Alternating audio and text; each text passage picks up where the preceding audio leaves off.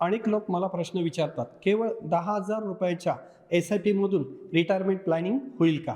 तर याला 2 ऑप्शन्स आहेत. एक नियमित एस-आय-पी आणि दुसरी स्टेप अप एस-आय-पी.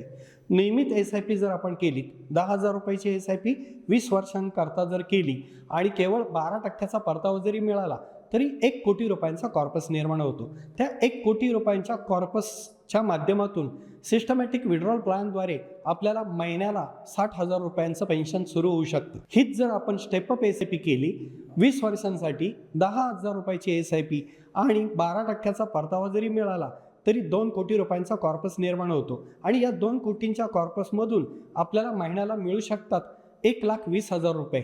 तुम्हाला नॉर्मल एस-आय-पी करायची की स्टेप अप एस-आय-पी करायची? एंड टू एंड सोल्युशनसाठी खाली दिलेल्या व्हॉट्सअप नंबरवर आम्हाला मेसेज करा. आम्ही तुम्हाला एंड टू एंड सोल्युशन देऊ.